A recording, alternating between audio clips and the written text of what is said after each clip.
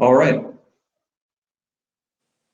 Well, one thing I didn't put in my outline here for the curriculum, but I do want to make clear is that libertarianism and the Libertarian Party don't necessarily have anything to do with each other. A lot of libertarians, probably the majority of libertarians, in my understanding, would probably say that the Libertarian Party was not a good representative of libertarian political philosophy. Now, that doesn't mean that there's no overlap. There certainly is, but the political party, the Libertarian Party, is really focused on getting people elected, like any political party is. And libertarian political philosophy, on the other hand, is really a body of principles. And so a political party may or may not represent those principles well. I was very involved with the Libertarian Party for several years. And I got to see this dichotomy up close. So what we'll be talking about tonight will not really apply to the Libertarian Party. There probably will be some overlap, but that's not really what I'm here to discuss, is the Libertarian Party. I'm here to share with you, well, it says Introduction to Libertarianism. Libertarianism as a political philosophy is what I'm here to talk about tonight. So I'm teaching this course because I recognize in libertarianism the possibility of a world that works for everyone. A world that works for everyone, that empowers all people to fulfill on the promise of happiness, satisfaction, and self-expression. So I'm going to come back to that possibility after we've covered some of the principles, and I'm going to ask you a question. I'll tell you that question ahead of time. That question is without embracing libertarianism, is it even possible for the world to work for everyone? So you can just have that question in mind as we go through these principles. So I wanted to tie these principles down to some sort of logical foundation. I mean, I can certainly present the principles, and I have seen introductions to libertarianism where that was done. But I sort of want to trace this down to first principles. So one of the most fundamental questions in life and in philosophy is, who am I? Who am I? It's an important question. A lot hinges on it. So there are many ways to answer that question, but what I'm going to do here is start with sort of deductive reasoning. So who we are creations. We exist. And we want to live. So in order for human beings to live, because we're not terribly well adapted to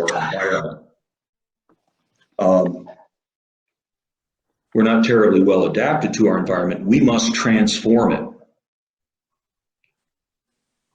Otherwise, it is hostile and lethal to us and will overwhelm us. The acts of transforming our environment require the use or appropriation of land and its products and mixing them with our labor. And so in order to live, we must be free to do those things. I have another knocking here. Someone else is knocking.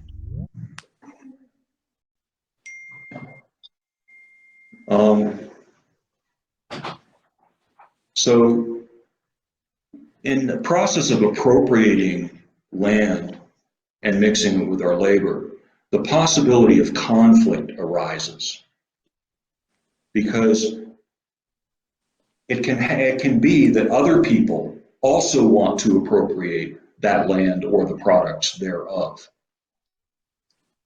And this conflict presents a very important problem, because if it's left to itself, it goes back and threatens our existence, our lives, either by killing each other or by destroying these resources that we need to live. So we must have some way of trying to prevent these conflicts, and when they arise, in spite of our efforts to prevent them, that we can resolve them with as little conflict as possible, and resolve them in a way that reduces the possibility of future conflict. We need some kind of a code, some kind of a system where we can avoid that conflict and resolve it. That system needs to respect custom. It needs to be logical. It needs to be fair, and it needs to be universal. So it's applied the same way to everybody. Without those aspects, it is likely not to work, or it's likely to give rise to conflict. So libertarians begin by asserting something called the non-aggression principle. And this is really the foundation of libertarian political philosophy. The non-aggression principle says that, I'm going to present my own version of it here, that it is wrong, immoral, unacceptable, and unworkable to initiate force or threaten to initiate force against another. So once again, it's wrong to initiate force or threaten to initiate force against another. Now, fraud is also often included in that. So it's also wrong to perpetrate a fraud. Now, it's important to understand a few things about this, especially that nothing in this non-aggression principle precludes the use of necessary force in self-defense. The non-aggression principle is neither pacifist nor militant.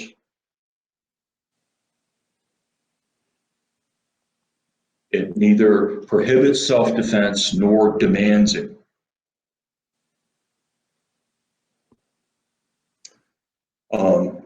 I'll give you a couple of quotes here. One of the earliest enunciations of the non-aggression principle actually came from somebody we know, Thomas Jefferson. In 1819, this was quite a long time after the Revolution, right? He wrote, "Rightful liberty is unobstructed action according to our will, within limits drawn around us by the equal rights of others. I do not add within the limits of the law, because law is often but the tyrant's will, and always so when it violates the right of the individual. So no man has a right to commit aggression on the equal rights of another, and this is all from which the laws ought to restrain him." And Herbert Spencer, Albert J. Nock, and Ayn Rand also did things with this principle, but I'm going to skip those and jump us to Murray Rothbard, who in 1963 wrote, "No one may threaten or commit violence against another man's person or property. Violence may be employed only against the man who commits such violence, that is, only defensively against the violence of another. In short, no violence may be employed against a non-aggressor. Here is the fundamental rule from which can be deduced the entire corpus of libertarian theory. So this non-aggression principle was developed out of a desire to avoid conflict and reduce it if it does arise. The second thing after the non-aggression principle that libertarians assert is property rights. So the property rights are really the right of exclusive control of a specific resource. Property rights begin with a property in ourselves, in our bodies and our actions.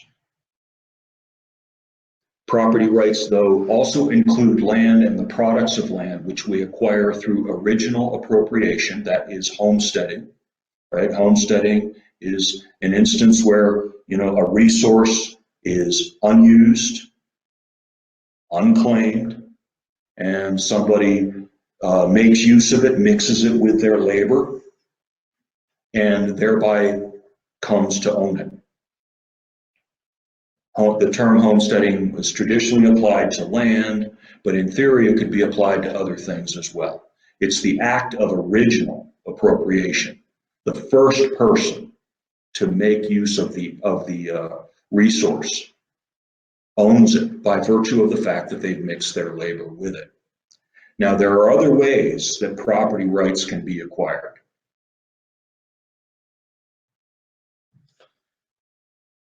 So some of those ways would be, let me see here. Well, okay, so legitimate property transfer was a term that Robert Nozick, a well-known libertarian author, used. Legitimate property transfer would include any form of voluntary exchange, gifts, gambling, bequests, really any form of voluntary exchange would also convey just property from the original appropriator to another person.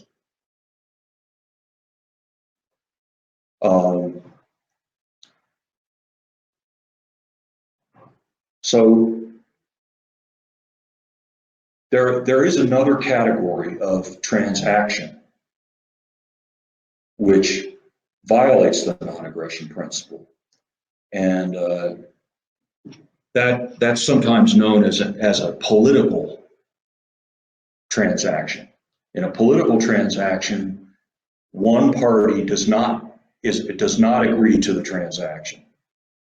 So an example of that would be conscription, where somebody comes and says, you will give your life for the foreseeable future to the service of the military. And you'll do that whether you want to or not. Another example of a political transaction or a political exchange would be taxation. So in taxation, one person says, you will give me money and I will give you services or something in return, but you have to give the money whether you choose to or not. So notice this is not contingent on whether you use the services provided or not, but whether or not you consent to the transaction. So in the economic transaction, the voluntary exchange, both parties expect to benefit from the transaction. Otherwise, it doesn't happen. As an example, if I walk into the 7-Eleven down here and purchase a Hershey's bar, the implication is that I value the Hershey's bar more than the $1.29 I gave to buy it. and that the store values the $1.29 more than the Hershey bar. If both of those expectations weren't present, the transaction simply doesn't happen. Right? I walk out without the Hershey bar, but I still have my $1.29. So in a voluntary transaction, both parties expect to benefit from the transaction. Now, they may or may not actually benefit from it. I mean, I could walk out of the store with my Hershey bar and discover that it was all melted and spoiled or something like that, in which case, I didn't benefit from the transaction because I didn't get my candy bar. But the point is that I expected to. And in most cases, people do, right? I mean, buyer's remorse is a thing, but it's not like a really common thing because we've all learned how to avoid that problem for the most part. So,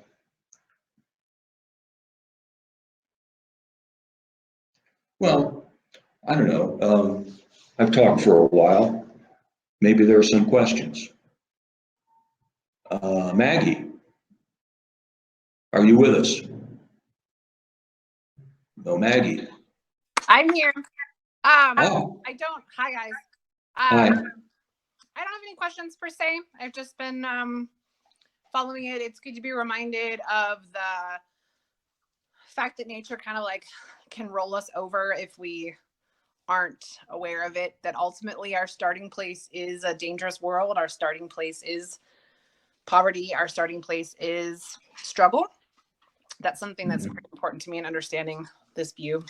So those are my thoughts so far. Okay, yeah. Well, we did talk about, I don't know, you might not have been in, but we were talking about conflict. Did you get that part? A little bit, yeah. Okay, so avoiding conflict is really part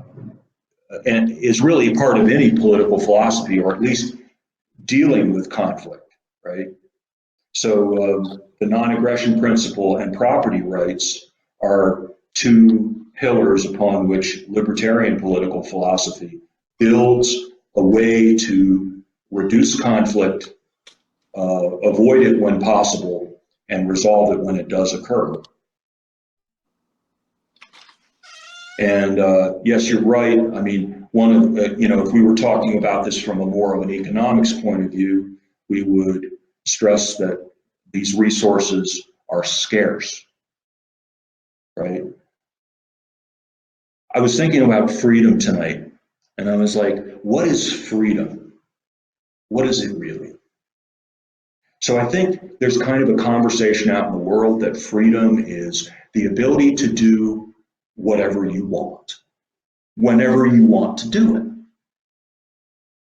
Okay, well, there is a problem with that definition, and that is that resources are scarce. Not everybody can do whatever they want whenever they want to do it. Because why? Because resources are scarce. So let's back up and think of another definition of freedom. What if freedom is simply the absence of coercion? Freedom is not being able to do whatever you want, but not being coerced into doing that which you do not want to do.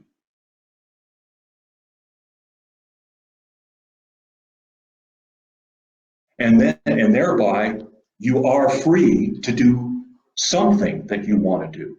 Ludwig von Mises was one of the writers in the Austrian school of economics, which is kind of a parallel to libertarianism. It's not the same thing, but it's complementary to it. And I lost my train of thought there. Pizza coming in, I guess that's why. Yeah, I'll come back around to that. But let me move on to Leslie. Leslie, did you have anything? Okay. I don't know who these people are. Who's the C? Christy. Christy Rain. Hello. It looks like everybody's muted. So if you're muted, unmute yourself. Hi, Christy. Hi, Frank.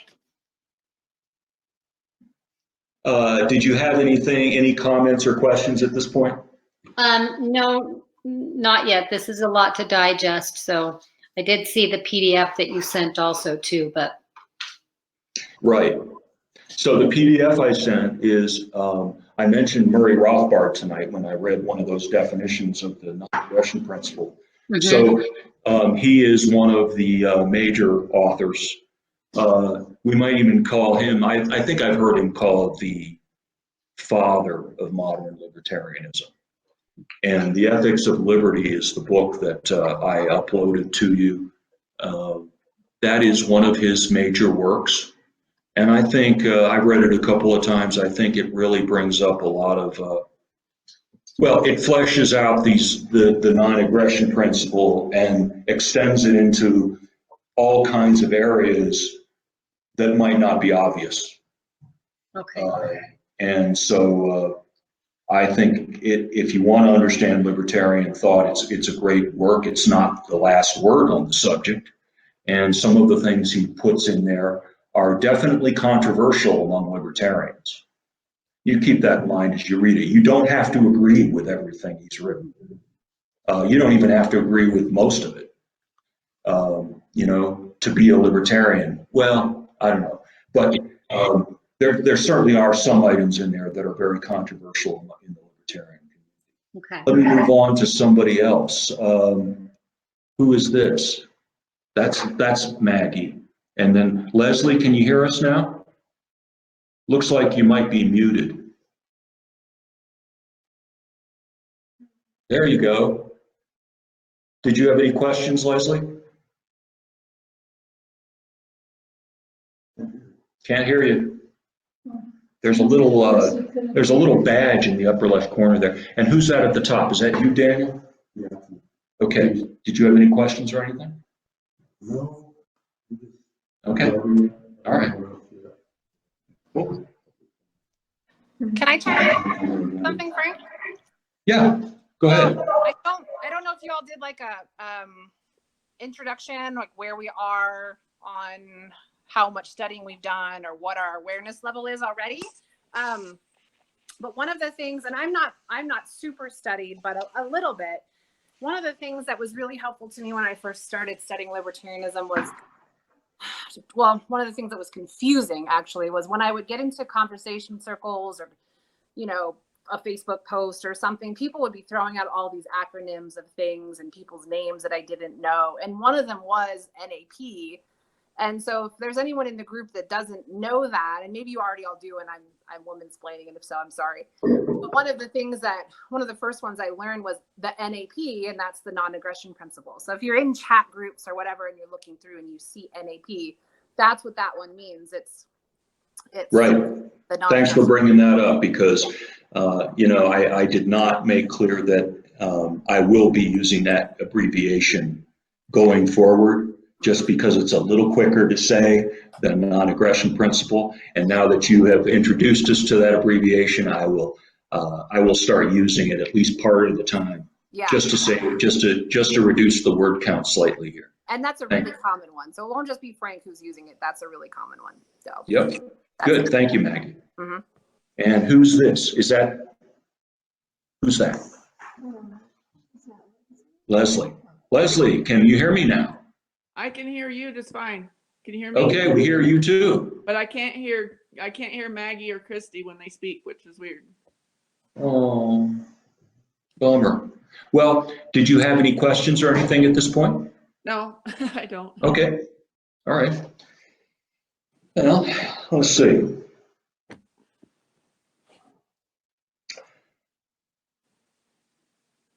So I guess you know, we can move on to some common libertarian views on certain common issues and of the day. But before that, I'll just summarize this, and maybe this will open things up for you in a slightly different way. So liberty can be considered as a collection of all your individual rights. And it's an essential part of who we are. As who we are, it isn't something that can be taken away. It's really not correct to speak of my rights being taken away, because they're as much a part of you as your liver or your heart or your ears or anything like that. They are part of you. You, as long as you're breathing, you have rights. Now, you could be denied the exercise of those rights. Okay? But they are inherent in you. Also, they don't depend on a piece of paper. Our rights don't come from the Constitution or the Bill of Rights or the Magna Carta or from anything like that. There's two ways really to look at this. If you're religious, if you believe in God, you might say that these rights come from God. They're part of, they say that we're created in God's image. In Christianity, they say that. So that, these were part of, these are God's gifts to us, that they are part of God's image. If you're an atheist, you can look at natural law, that these rights simply express who we are and what it is for us to live. That's why I started with this idea that we are a creation that wants to live. And the exercise of our rights, or our rights, are simply describing how we do that. And so to say that these rights don't exist is to argue that we shouldn't live. And the way we can know that that's not a sincere argument is that if you put that argument forth, you can only do that by living, right? So to say that we don't have rights is to contradict yourself in just saying it. Yes?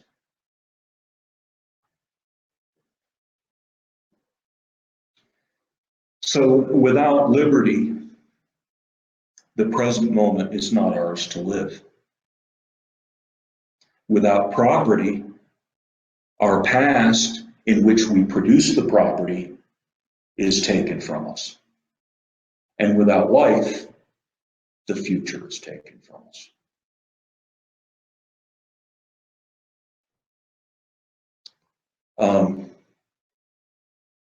All right, well, let's look at some libertarian views.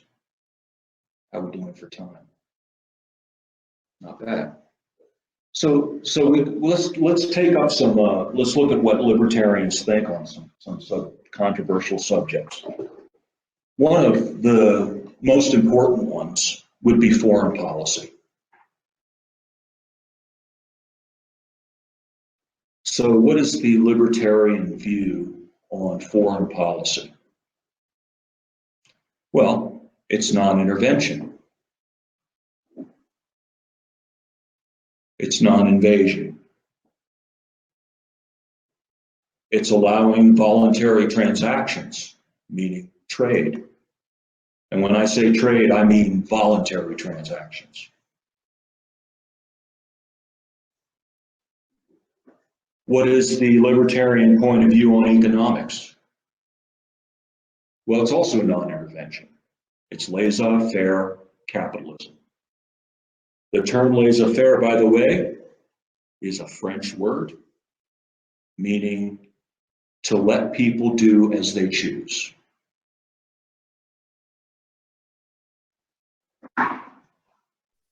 Frank, Yeah. if this is Maggie, Yeah. isn't there a point there that if we're talking about libertarianism in charge of a state apparatus, that economic system is capitalistic and free market. But there's also room in libertarianism for communities to kind of organize as they want. That because it's a non-interventionist philosophy and practice, you know, it's not prescriptive for small communities to organize economically how they wish. Am I right about that? I think so. I'm not sure I understand the question, but I think it does bring up, you know, that again, we're talking about voluntary transactions. So for example, libertarians support the idea of a boycott. Now, a boycott could be something that an individual does or a group of people do. Yeah, so they could say, you know, we don't like to buy from you or sell to you or whatever, and you just don't. Again, if it's not a voluntary transaction on both sides, then it would be a violation of the NAP. Does that answer your question? Yeah, but it also would mean that if a community wanted to organize communal ownership, non-capitalistic ownership of their goods and services, libertarianism wouldn't necessarily oppose that, right? Because No. it's voluntary organization. So unlike socialism or communism that the state mandates all transactions be done this way, libertarianism economic theory is free market and capitalistic, but it's not prescriptive the same way that socialism is. It allows room for voluntary transactions of other sorts. Yeah, communal ownership. Sure. Right. So yeah, one of the items on my list is go down to it here. Families, communes, and things like, well, kibbutz, right? So, yeah, I mean, and an example I think that's gained some popularity, particularly among the left, is co-housing. You know, in co-housing, you don't own the property. The property is owned in common by usually a nonprofit organization with a board of directors. So, yeah, I mean, if the point is, though, is that that's voluntary, right? I mean, you don't have to participate in co-housing if you don't want to. And you don't have to join a kibbutz if you don't want to. Families are somewhat the same way, right? You know, families sometimes sort of share property and take turns using the car, or the kids take turns playing with a toy or something like that, right? And those arrangements can work very well. And in fact, even at a somewhat larger scale, it's sometimes mentioned that we used to be a tribal race, right? We used to travel and live in tribes. Typically 50 or 60 people. I mean, that's just a typical number, but you can think about that number. And that, even at that level, communal property can work reasonably well.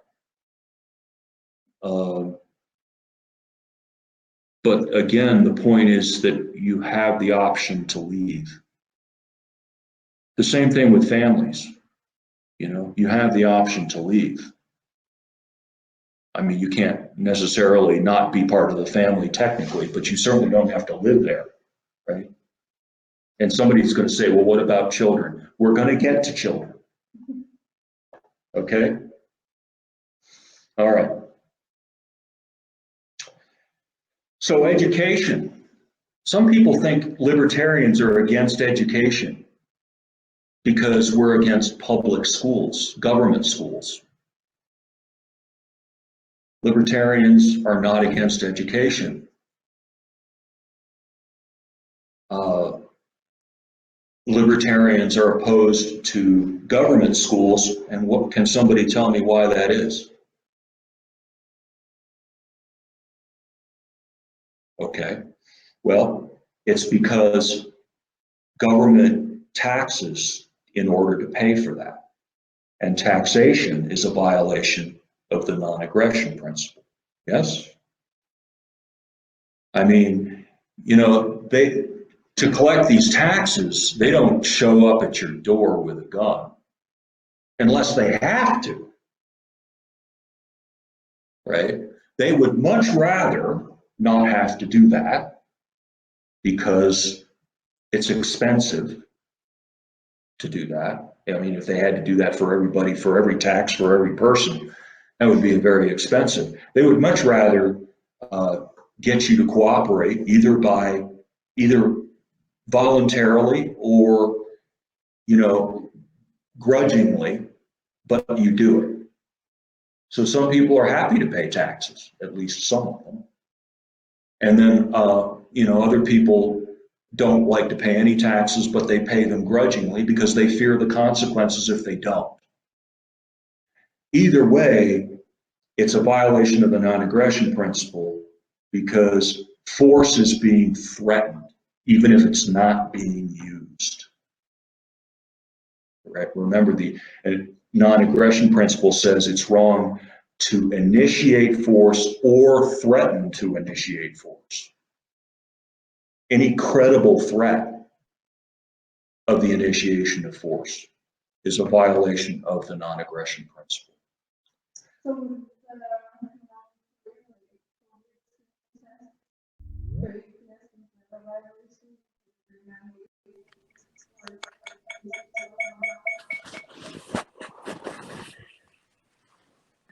Well, yeah, I mean, are you talking about for employees? Yeah. Yeah, so there's a sense in which working for the government puts you in a compromised position relative to the non-aggression principle because your salary comes from taxes. And we've already seen that taxes are a violation of the non-aggression principle. So it's kind of awkward to say whether mandatory screening is a violation of the non-aggression principle when you've already signed up to an agreement which violates the non-aggression principle, right? You know, for the same reason, government owns no just property, right? Because government has acquired all the property that they claim they own, either through force or the threat of force. So, you know, government claims to own all kinds of buildings and real estate and, you know, fleets of cars and desks and telephones and tanks and rifles and uniforms and on and on and on. I mean, if you were to sum up the value of all governments in the United States, the value of all their property, it would be in many, many trillions of dollars. I mean, the US government alone owns roughly a third of the land mass of the United States. More than that, probably in New Mexico. And all of it is unjustly held because it was all acquired through force or threat of force. So,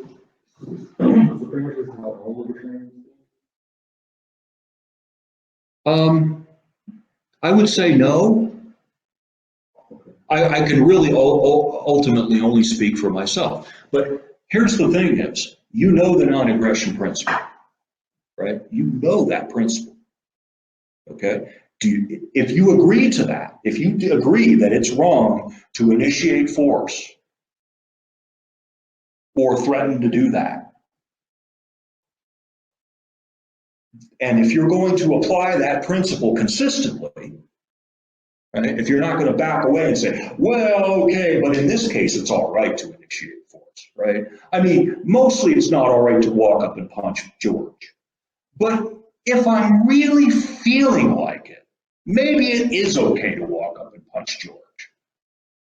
Yeah? I mean, if that's where you're at with the non-aggression principle, you're not anywhere with it, right? You either say that it's wrong and immoral to initiate force or threaten to do that, or you don't. It's kind of black and white. But there's actually people out there. Well, they say they do. You know, a libertarian author once said, you know, that, you know, you're a libertarian if you reject the initiation of force or the threat of the initiation of force, whether you say you're a libertarian or not. And you're not a libertarian if you don't accept the non-aggression principle, even if you say you are. Yeah?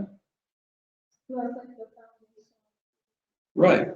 Yeah, I mean, you know, if you say you're a libertarian and you're walking around advocating for taxation or something like that, or an invasion of another country or something like that, well, I mean, that's just bullshit. I'm sorry, that's just bullshit. He will support their truth. Well, what does that even mean? What does that mean? What does support the troops even mean? Like, I support the troops not getting killed by bringing them home. You know, whenever Yeah, right. Support the invasion is what that really meant for a lot of people. And I don't support invasions. Right? That doesn't mean that I hate the troops. I mean, they're human beings. You know, I don't want anything bad to happen to them. But, you know, I don't want them over there either. You know, I just see it. Support the troops. Bring them home. Yeah? All right. So, how about drugs? I mean, this is a big one with a lot of what are sometimes called left libertarians. Right? I sometimes, and this is my own opinion here, but some libertarian people who say they're libertarians are really Republicans who like to smoke pot. Okay? So look, all right, so that's what they are. But what does the libertarian stand on drugs? Can anybody guess? Does anybody know? Maggie? If it doesn't hurt anybody else or violate the NAP, then it's okay. Yeah, a voluntary transaction, right? So, you know, the thing is I don't advocate for the use of drugs. Okay, I don't happen to use them myself. You know, I think, you know, if any of you or anybody else came up to me and said, Frank, I'm thinking of shooting up a big load of heroin tonight, I'd say, wait on that. Can we talk about that first? You know, but libertarianism is a political philosophy. People can have all sorts of opinions about things, right? Just because if I subscribe to the non-aggression principle, that doesn't mean that I approve or disapprove of using drugs. What it does mean is I'm against the use of the initiation of force or the threat of the initiation of force to prevent or force someone to use drugs. That's all that means. Right, to either get them to force them to use drugs or to stop them from using. And that goes for any drug, right? Because it's a consistent application of the principle. So if someone says, well, let's legalize marijuana. Okay, what is what I will call the correct libertarian position on that? Yes, let's legalize marijuana, but let's also legalize everything else. And let's not just legalize it. Okay? I'm not in favor of a law saying it's legal to use these things. I'm simply in favor of a deletion of all existing laws regarding these drugs. So we don't need to pass another law. So the word there, Frank, is decriminalization, taking it off the law off. Yeah. Right. Yeah. Yeah, that's simply, okay, we'll pass a law, or we will remove from the law the sanctions that could be placed on somebody. We'll say, whereas before you could get a year or $10,000 fine, we'll now say you can't get anything. And on top of that, we will put a tax structure on. And so then, Right. Yeah. So that's, I wanted to get to that. Yeah. Yeah, so are libertarians in favor of taxing marijuana? No. No. Libertarians are against all taxation because it's all initiation of force. Yeah. So that when they legalize it, basically, one day it was illegal, and you suffer these consequences. The next day there's consequences on it. Just overnight. Right. And that's an improvement, right? So if they passed a law saying, that it's legal to use marijuana, I wouldn't be against that. But what I would prefer and what I would advocate for, in addition to that or beyond that, would be simply the deletion of all laws regarding marijuana or any other drug. And by the way, that includes prescription drugs and everything else.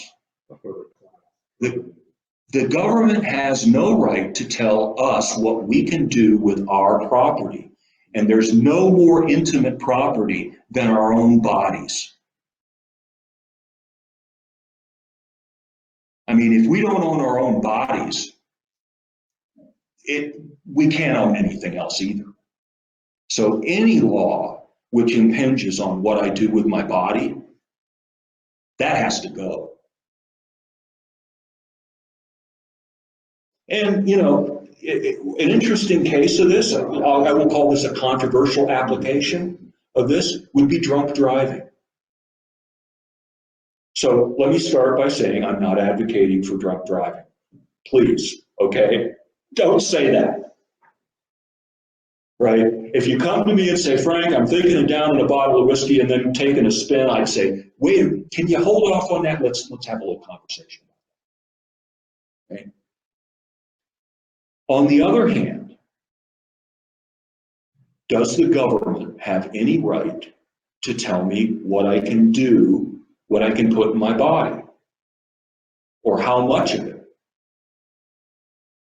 I would argue myself, and libertarians do disagree on this, okay, so it's okay. I would argue myself that the real issue isn't how much alcohol someone has in their blood, but whether their driving is reckless and endangering or not. And if you are driving recklessly and endangering in an endangering way, you should be stopped from doing that, whether your blood alcohol is 1% or 0%. And that when it comes to any prosecution regarding reckless or endangering driving, the state of a person's blood should probably usually not be even admissible as evidence.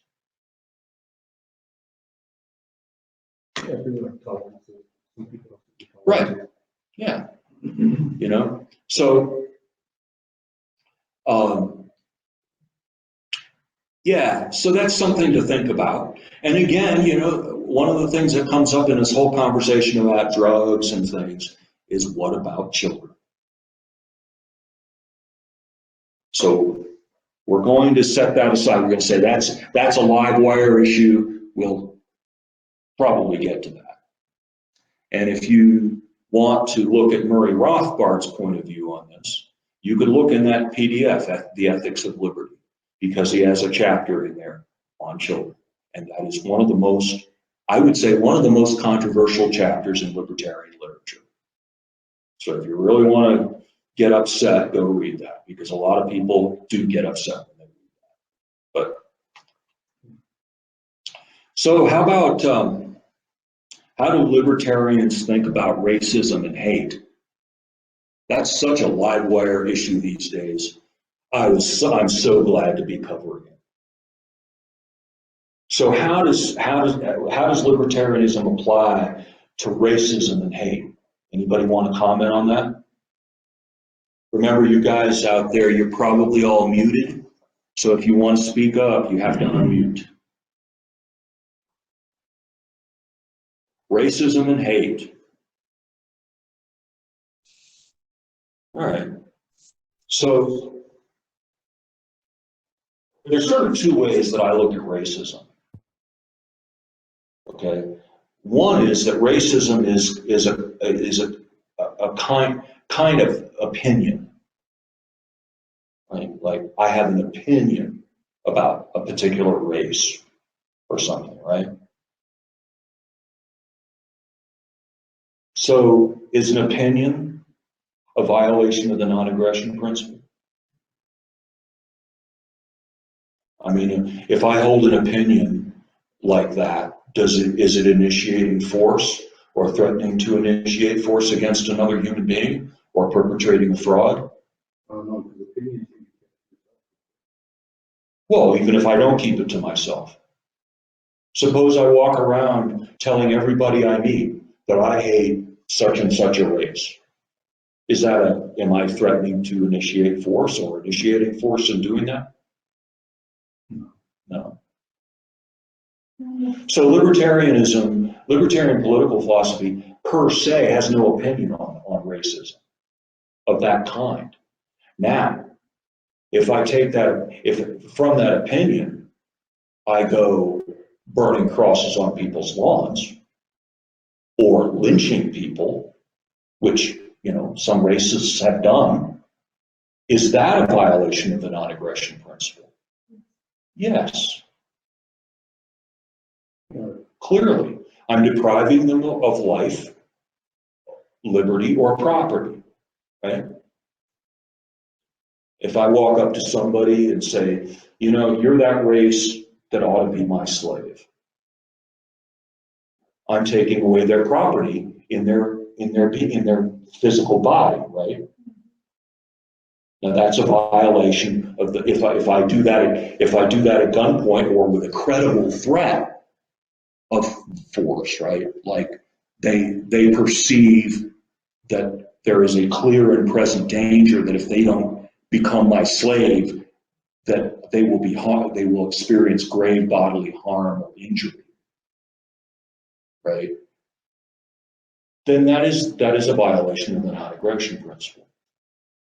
So you start to see the non-aggression principle really clears up a lot of things. Not necessarily the way you would like.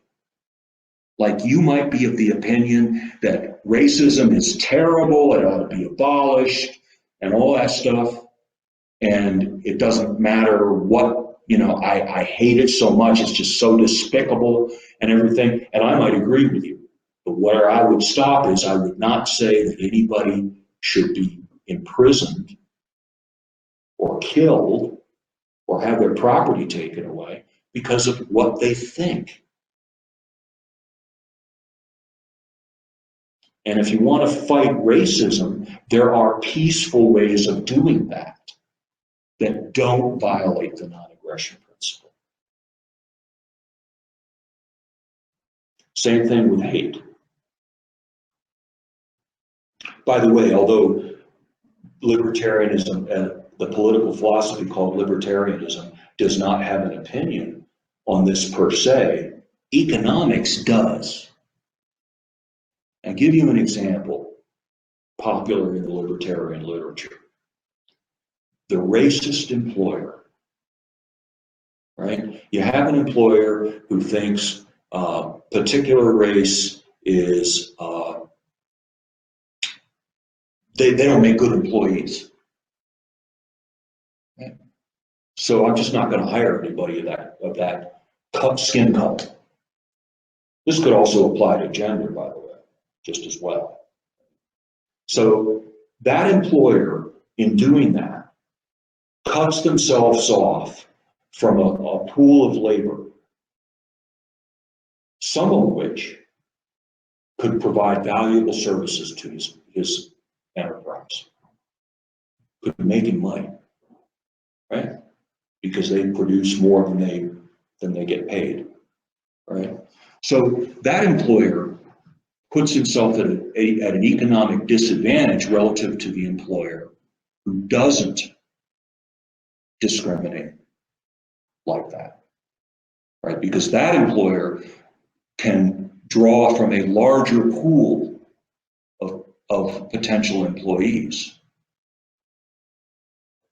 So what happens is that in free markets, in laissez-faire capitalism, if left alone, the employers who discriminate gradually lose their businesses and their wealth, unless they change their mind. And that's what we really hope for, right? Yeah, putting them out of business might seem good, but wouldn't we much rather have them say, you know what, this isn't working, and so I'm not going to do it. Yeah? And then you can discover, oh, I hired these people that I wasn't hiring before, and actually, it's working pretty well. And, over time, these hateful or racist opinions can be transformed, but without force, without government.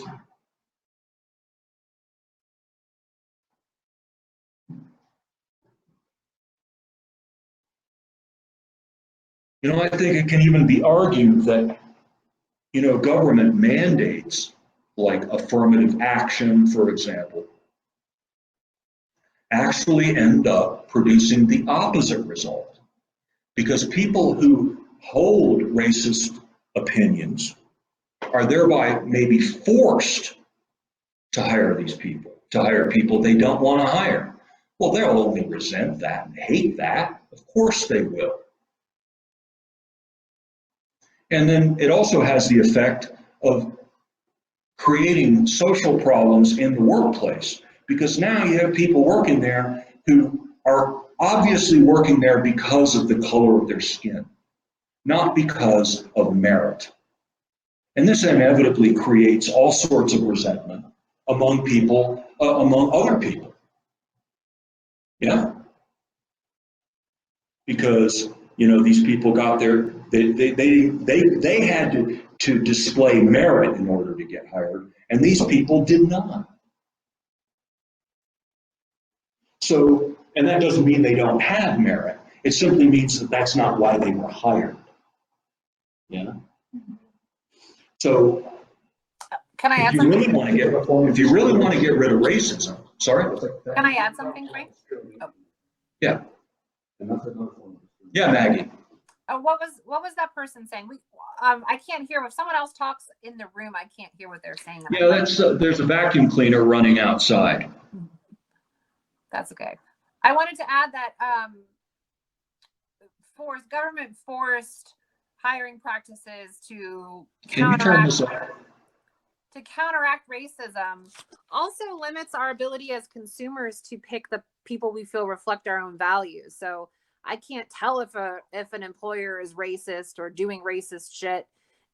Whereas without those interventions, I might be able to tell, oh, that store down the road is racist. They don't hire or they don't treat the folks well, so that I can make my own choice of where to spend my money. Right.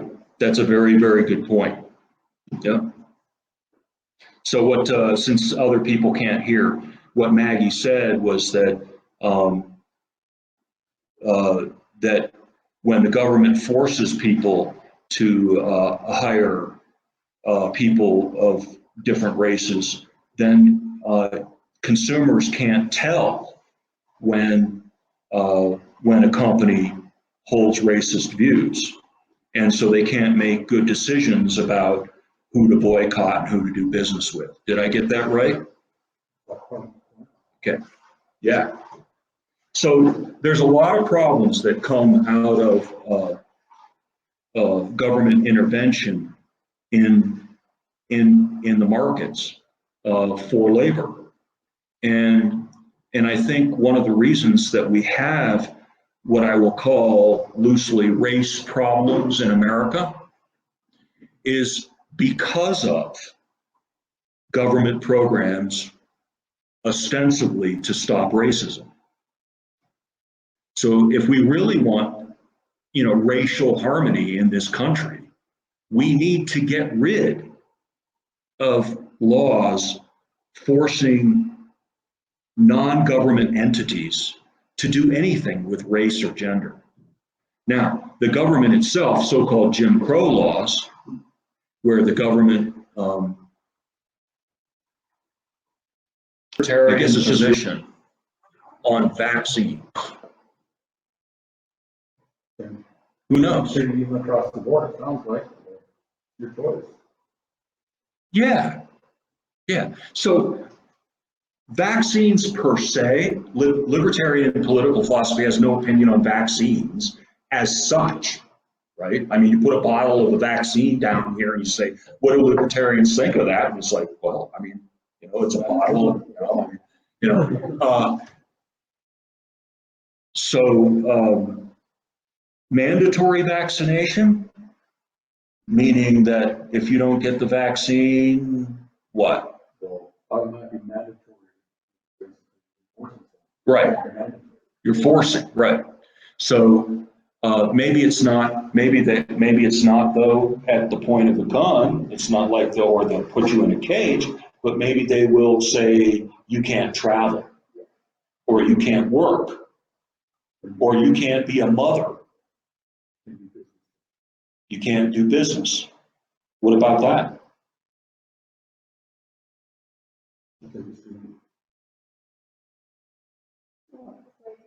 That's that's pretty good, actually. Yeah, it is kind of like, it's really kind of maybe falls in the same category as discriminating again based on race. So if I'm running a business and I say, I don't want anybody coming in the door without a vaccination, is that okay? I mean, where does libertarianism come down on that?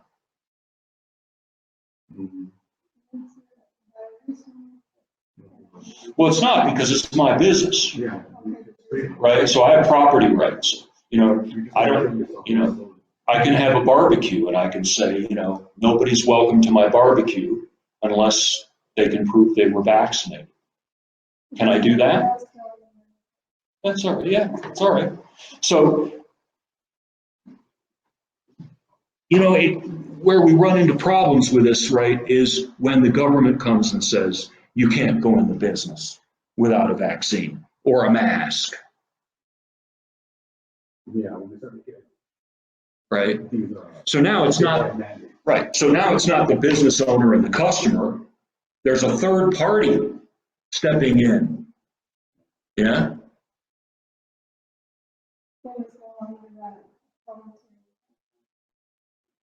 Yeah. Well, basically what the government is doing is saying, if you allow people in without a mask, we'll shut you down, and maybe we'll fine you. I don't know all the, hello, Feisty. That's one of Maggie's cats. One of my best friends, that cat.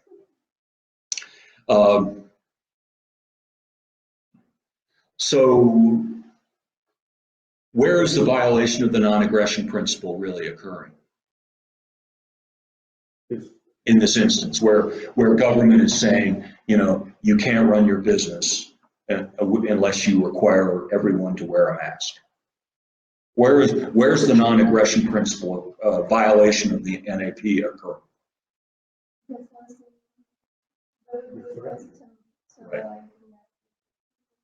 Right. It's a violation of property rights, correct? The property rights are the right of exclusive control over a specified resource. It's important to kind of think about these things with some precision, right? Because it makes it a lot easier to sort things out where the real problem is.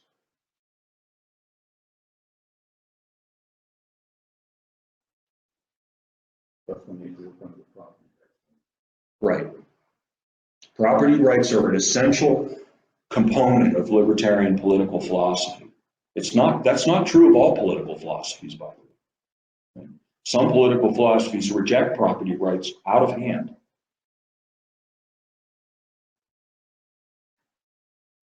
So this does distinguish, in some respects, from some political philosophies, it does distinguish libertarianism. Okay, why don't we look at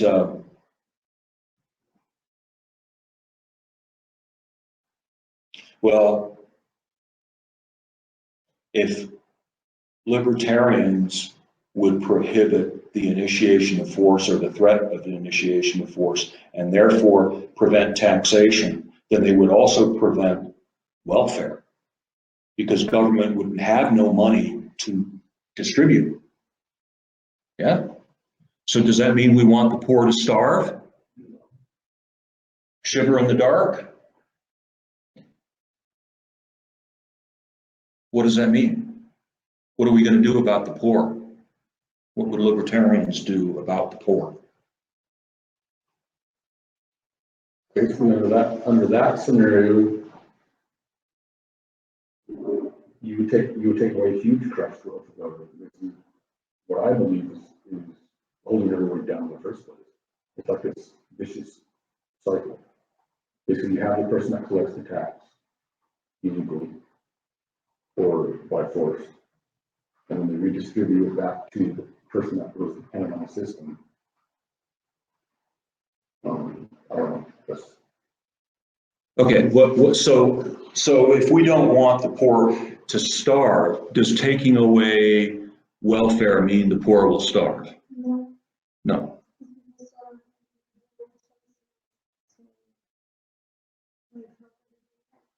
No, because you're not taking any of their rights and their abilities to do things for themselves. Right. So libertarians have some ideas about poverty. Okay, one of the things that we would notice about poverty is that the term is a relative term that's applied to all sorts of people who are not, in what I would say an objective sense, poor at all. I mean, they have large screen TVs, they drive cars, they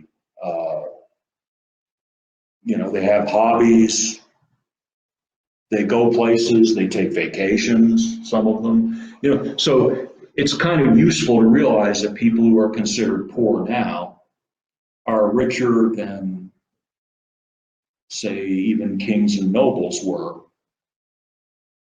a few hundred years ago.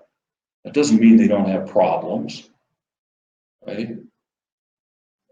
To be human is to have problems.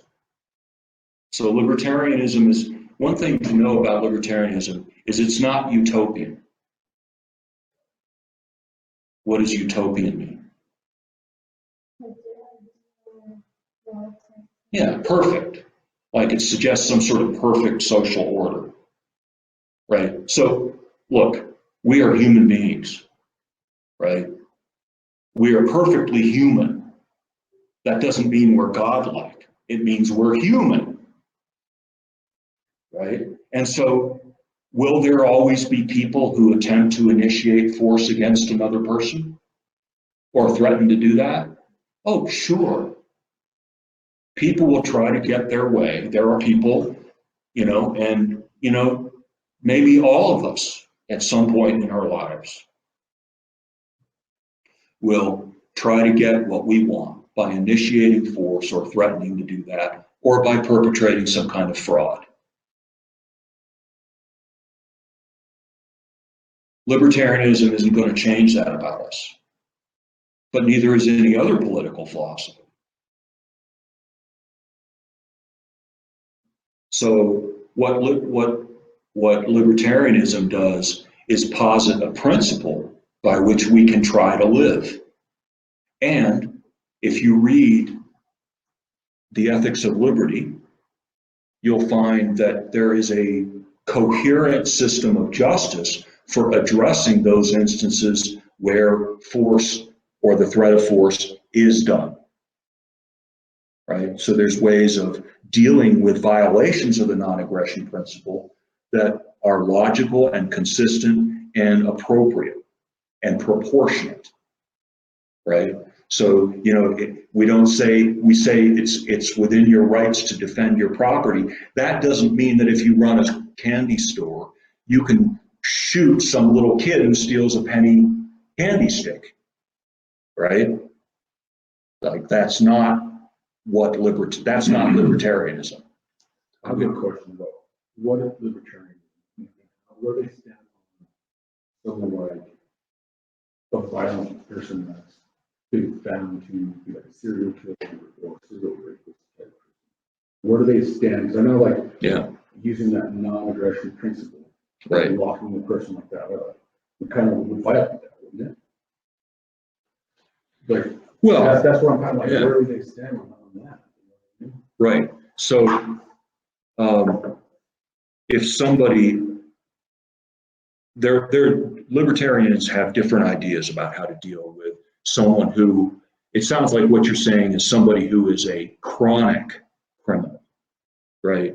Like they perpetrate serious crimes, and in spite of any punishment they may have received for that in the past, they always seem to do it again.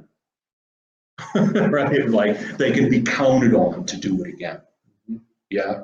So how would libertarians do that? Because a person like that presents a clear and present danger to those around them, even though they've served their time or done their punishment for past instances of that crime.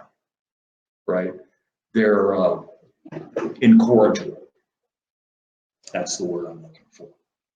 Right? They just do it no matter what you do to try to prevent them or stop them. If you let them loose, they're going to do something awful.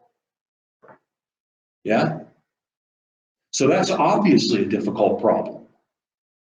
And I would mention that that is not a problem the current system has solved, right? Not at all. If it had, we wouldn't be having this conversation. So let's keep in mind as we go forward what the standard is here. Because if the standard is perfection, then we may never achieve that. And if this is being compared to the current system, let's say that the current system is an abject failure at this, right? I mean, even if we lock them up, they're in there doing it in prison, right? So not an easy problem to solve. I would like to postpone those solutions for a later class where we can look at some alternatives to government, right, that libertarians have explored. And we will there look at the fundamental problem, because if you ask people, why do we need government? What is the most important thing that government does? A lot of people, maybe most, will say that it's to deal with the police function and the justice function, meaning, to try to prevent crime and punish people for crime and like that. Yeah. I mean, to provide us with security in that sense. And then if you're talking about government, they might also say something about protecting our borders, which is also kind of a security function, right? So security is sort of viewed as one of the most important products of government. And libertarians are not saying that everything government does is bad. What we are saying is that a lot of what it does is actually terrible. Yes. And the parts of it that aren't could be done other ways, without all those terrible things that government as we know it does.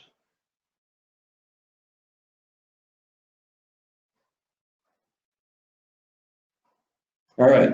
Any questions from those out there in the cyber world? Leslie, you've been so quiet. Yeah, maybe you're on mute. There you go. I can't hear you. No, you're muted. Now you're unmuted. Okay. Anybody else out there in the cyber world? Christy, you're on mute. There's someone here that. All right. Hey, there she is. Hi, Christy. You're still muted. Can you unmute people? Oh, There we go. Somebody's unmuted. Yeah, now I did. No, I don't have any questions yet. I just wanted to show my face. Okay, yeah, appreciate it. Howdy. Listening, just taking it all in. But, Okay, so you can go back to mute. Okay, good. Who's the other fellow that just?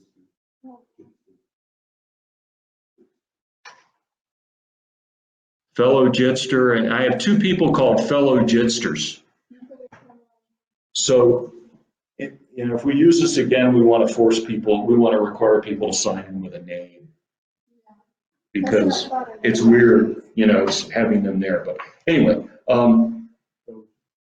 if one of you is the, from the Department of Homeland Security, welcome in.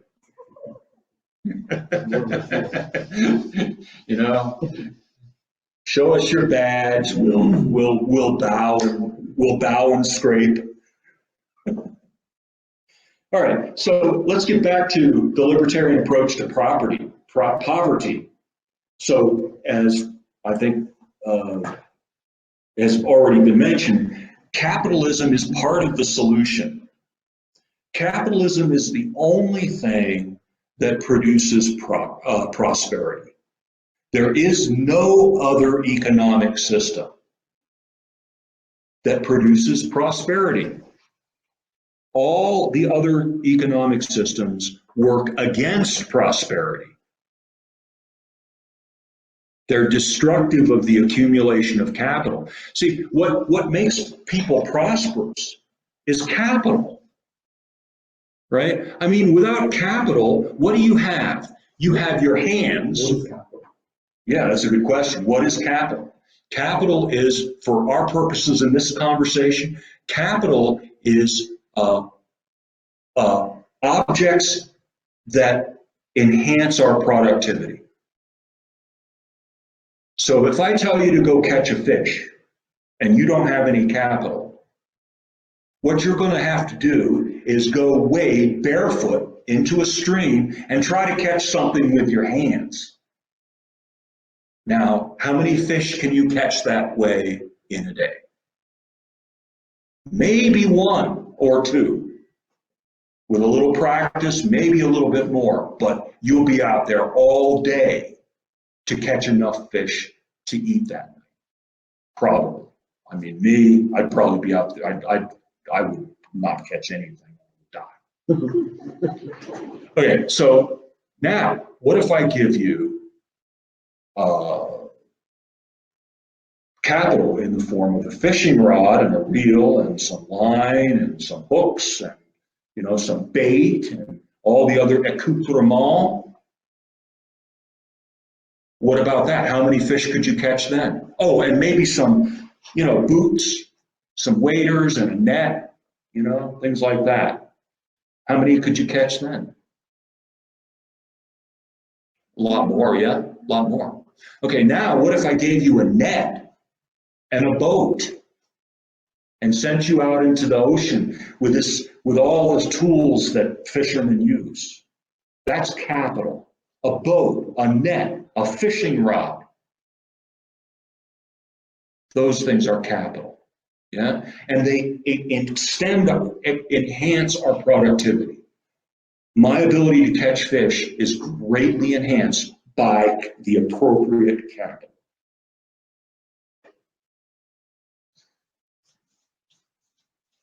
So without capital, we're all going to be hunting and gathering. That's all we'll have. It's capital that enables us to be prosperous.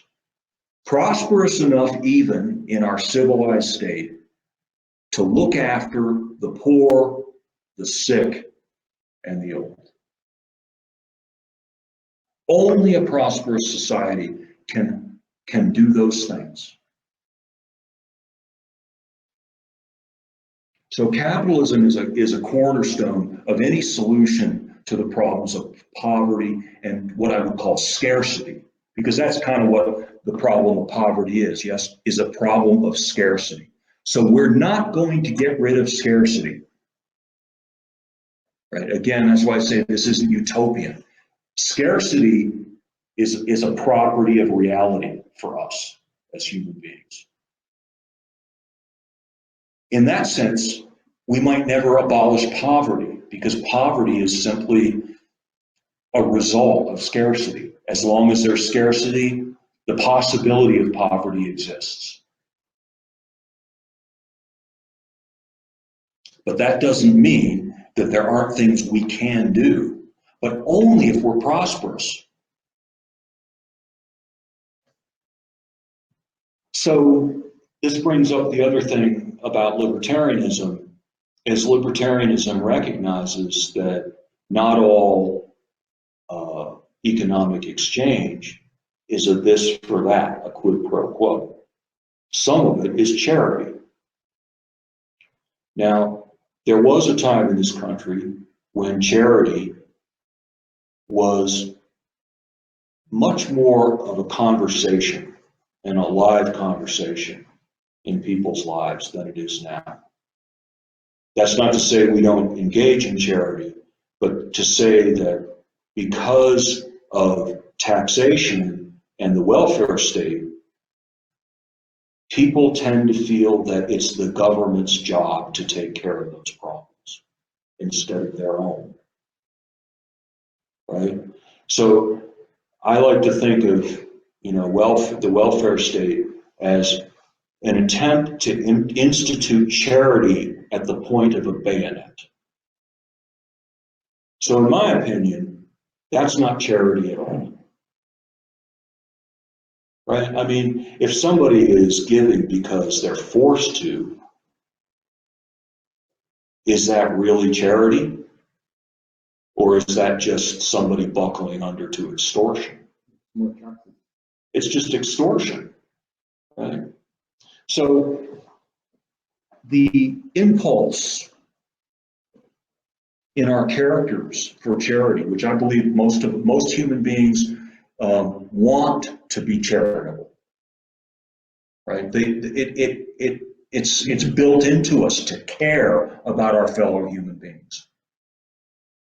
But that impulse, that positive character trait, has been attenuated, reduced by government welfare, because now we're forced to give. So we don't cultivate this positive character trait. Instead, we cultivate obedience, submission. Yeah. So this is one of the reasons I think that we live in a less civil kind of society, a society with uncivil behavior, with discourteous behavior, with disregard for our fellow human beings. So many people complain, and I'm one of them, that in the course of our lifetime, people have become more rude and inconsiderate and less caring of others, less considerate of others. Right. And this is also, you can also see this in something like Social Security, right? Well, whereas before it used to be our privilege and honor to care for the elderly in our society, now the government has taken over that task. Well, that means we're not doing it anymore, or we're not doing it nearly as much, right? And so we're not exercising that muscle of charity and caring for our fellow human beings. I'm going back to this, what I said at the beginning. What lights me up, inspires me about libertarianism, is the possibility of a world that works for everyone. that empowers all people to fulfill on happiness, satisfaction, and self-expression. Now, I'm going to put it to you. Outside of the non-aggression principle, is there any possibility that a world that works for everyone can ever occur? When you think about this question, I want you to think, if force is being initiated by one person against another,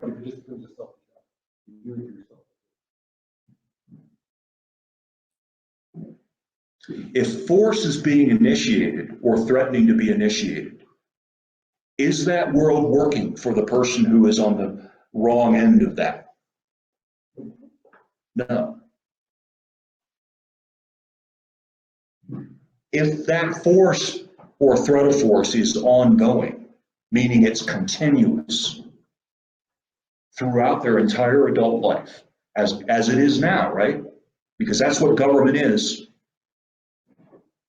It's force or the threat of force.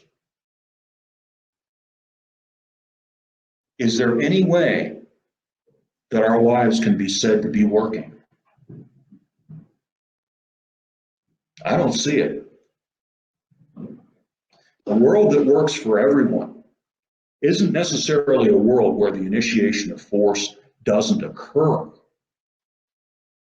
right? Where violations of the non-aggression principle don't occur. I mean, that would be great, but realistically, that's not what's going to happen, right? Because we have human beings to deal with.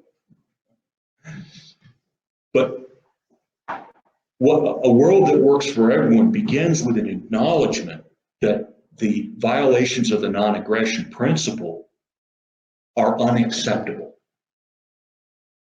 And we don't see that now. We're walking around out there with the idea or being that as long as the right people are initiating the right kinds of force against the right other people, it's okay. We'll never get a world that works for everyone out of that. It ain't gonna happen. So one of the reasons I'm doing this course is to begin to ask you to reject the initiation of force or the threat thereof in all of its forms. No matter who's doing it, whether they were elected or not, right? Because if Aurea decides to rob me and whips a gun out of her jacket there and robs me, most people would say that's wrong. Well, what if Aurea and Daniel both whip guns out of their jackets and rob me? And I say, well, no, wait a minute, I don't consent to this. And you say, well, we're a democracy here, and it's 2 against 1. Okay, and so does that make robbing me okay? Yeah. So look, just because somebody's elected, that actually has nothing to do with it. The same law applies to everyone. Whether they're wearing a uniform and they've got a badge, whether they're in the military, it doesn't matter. It's not a valid law unless it's universal. So, what is government? Government is that agency that claims the legitimate monopoly on the initiation of force in a specific geographical area. Again, government is that agency that claims a legitimate monopoly on the initiation of force in a given geographical area. So if I initiate force against Daniel, that's illegitimate. But if the government does it, it's okay. I'm here to tell you, libertarian philosophy says it's not okay no matter who's doing it. I can't rob Daniel, and neither can the tax collector. I mean, yeah, he can do it, right? But it's not legitimate.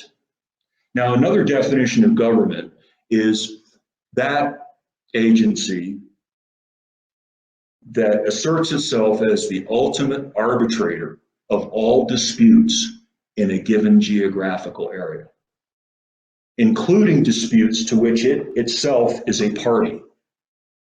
So let's take that apart a little bit. So the ultimate arbitrator of all disputes means that the government will have the final say in any dispute. That doesn't mean there won't be intermediate parties that have a say in the matter, but eventually, if the dispute is followed to its ultimate end, it is the government which will have the final say in the matter. Right? You think the Supreme Court. Now that is the government. Everyone who works there is on the government payroll. Same as any other government employee of any other branch. Right? So there is a principle in jurisprudence that says one ought never be a judge in one's own case. Right? Because if Aurea here and I have a dispute, say we're fighting over some property or something, or suppose Aurea has a store and I go in there and I steal something, and Aurea comes and says, "Hey Frank, I have a dispute with you. You stole something from me." And I say, "Fine, Aurea, let's set up a trial and I'll be the judge."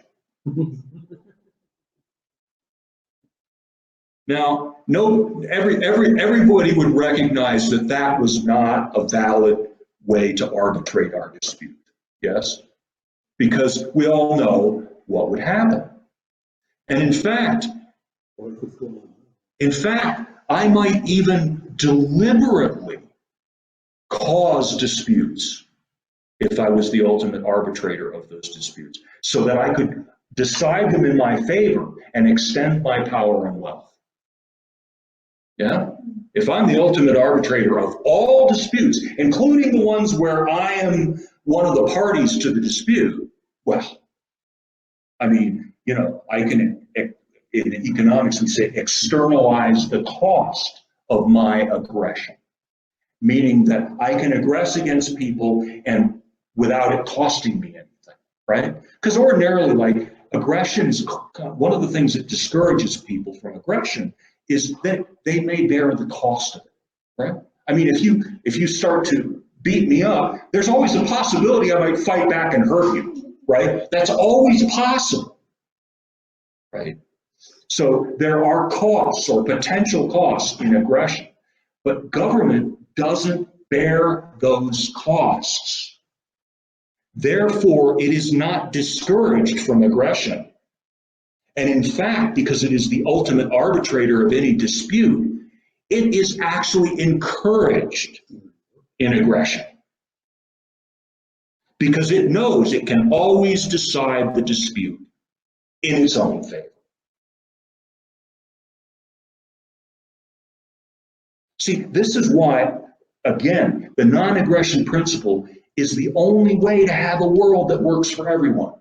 Because if you give people an incentive to aggress, well, they will. I mean, it's inevitable. Sooner or later, they will.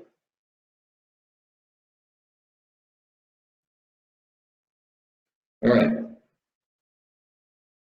So the ultimate arbitrator of all disputes, including disputes to which it is itself a party, can never work. Any effort to reform an institution that operates in that fashion is hopeless.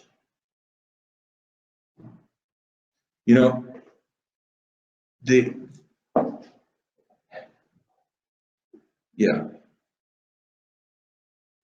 There is another aspect of that which also tells you it can't work. When you have a monopoly, right? Most people recognize that monopolies are a bad thing. And actually, in some cases, they're not. But let's go with that they're a bad thing for now, right? So if you have a monopoly on justice, which is essentially what I'm saying with the ultimate arbitrator of all disputes, why is it that people reject monopolies? Why do we think that monopolies are bad? Somebody tell me. You can unmute and tell me. Why is monopoly a bad thing? No. Why is a monopoly a bad thing?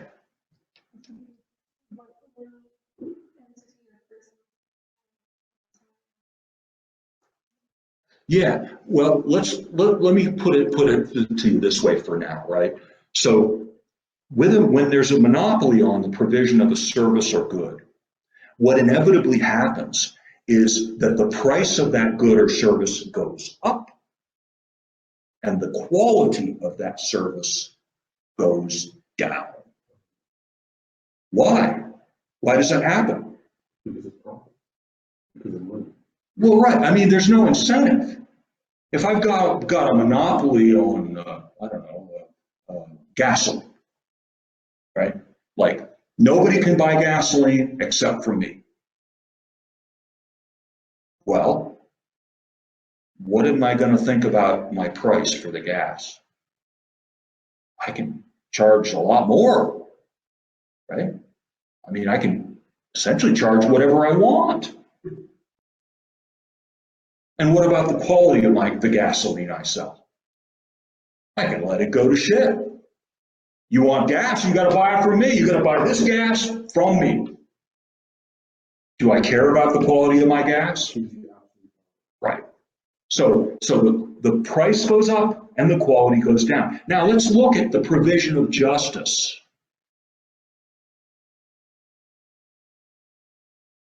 Has the price of justice gone up in America in the last 100 years?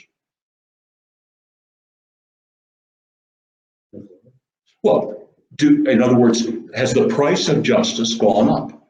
Does it cost more to run the courts and police now than it used to? Oh, yeah. I mean, I'm 62 years old. I remember when I was 10 years old. I mean, police forces were a tenth the size that they are now. Taxes were a fraction of what they are now. So the cost of justice has gone way up. Now let's look at the quality of justice. Has the quality of justice gone up or down? Well, I would say it's definitely gone way down. Thank you, Leslie. Gone way down, right? I mean, you know, it's really to the point where justice is just fundamental. People just give up. I mean, you know, if somebody cheats me or robs me or something like that, there's a good chance I'm not even going to go to the police. Lots of people don't, all the time. Why is that? Because they're convinced that they will not receive justice, right? And so they don't bother to try to pull the levers and push the buttons of the justice system because they know that the results, that what will come out of that machinery is garbage. So this is why, you know, having a monopoly on the provision of justice can never work, because, you know, there is in economics something called the disutility of labor. And the disutility of labor simply says that all other things being equal, you'd rather work less than more. Right? I mean, if I'll pay you $100 either way to sit on the couch or to go out and dig a ditch, I think most people will sit on the couch and collect the $100. right? So the disutility of labor says that, you know, all other things being equal, you'd rather work more than less. Well, if you are the monopoly on the provision of justice, the disutility of labor comes into play.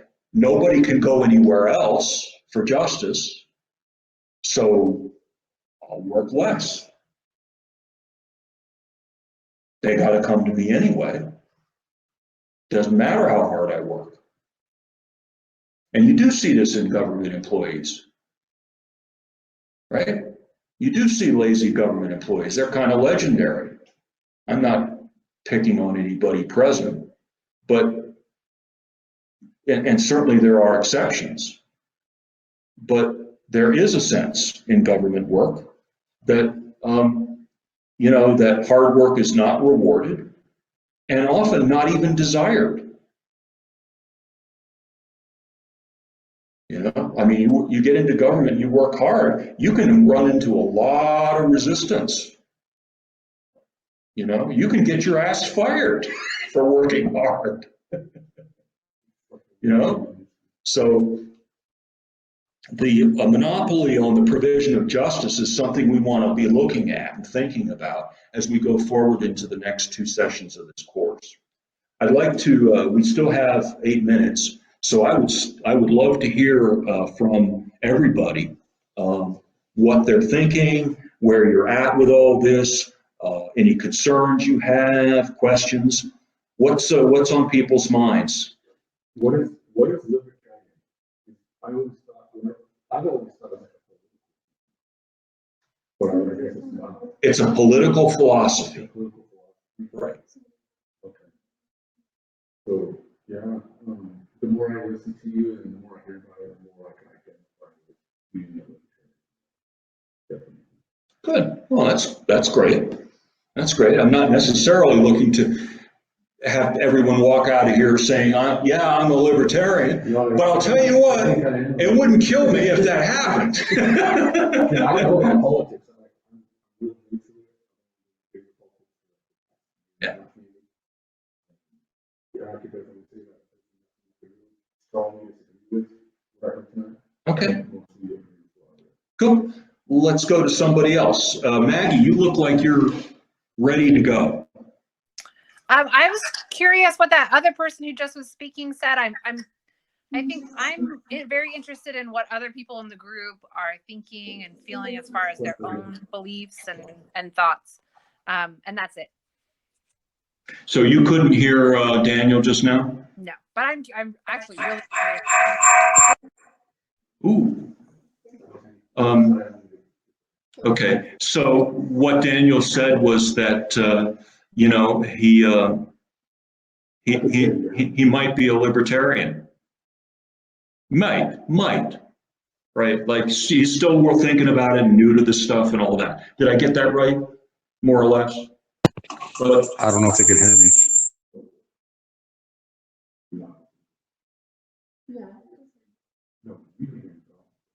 yeah. Okay, thank Maggie. Is that all? Okay. How about you, Leslie? I'll try my phone. Can you hear me here? Yeah, I hear you. Okay. Yeah, I'm more convinced than ever than I've always been a libertarian.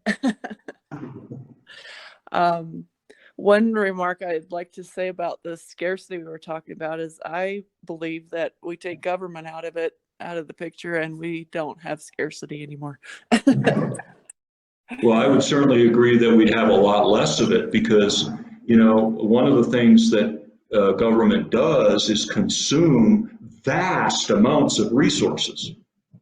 And in doing so, they deprive us of the use of those resources, right? They drive up the price of those resources and make them much more expensive. Also, they destroy resources, right? I mean, through things like war, they destroy vast amounts of resources, just annihilate. Hey, there's Nova. Hi, Nova. So thank you. Anything else, Leslie? And that's, it's purposeful waste, I think, too.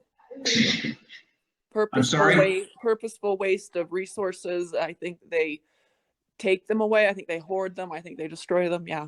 So Yeah, definitely. Scarcity would still be there, right? Because resources are finite, but the experience of scarcity would be vastly reduced. Thank you, Leslie. How about you, Christy?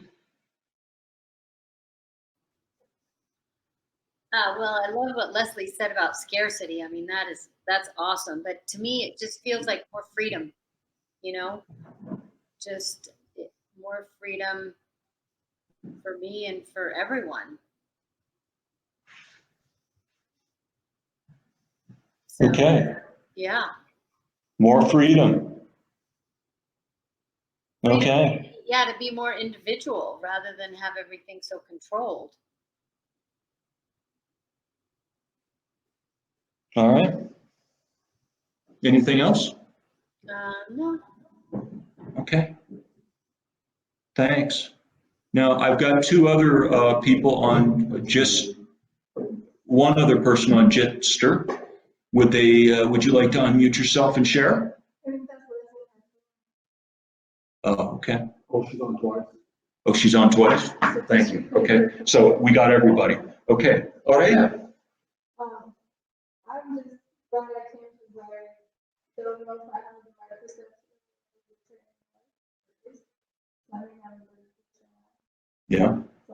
But I'm interested in it. Good. Okay. So we're going to meet again in 2 weeks. Okay.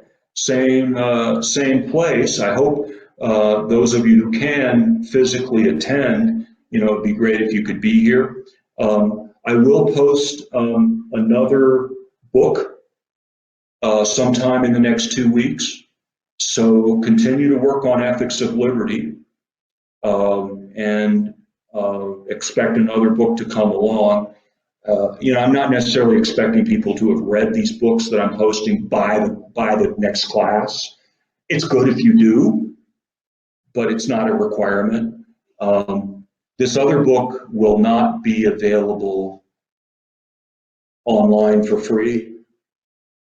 So, people will need to go out of pocket for a paperback. It's not expensive, though. And we'll meet again, same time, in 2 weeks. I do have the room already reserved, and I think we're going to be switching the cyber aspect over to YouTube, although I'm not sure of that because YouTube doesn't allow us to interact like this,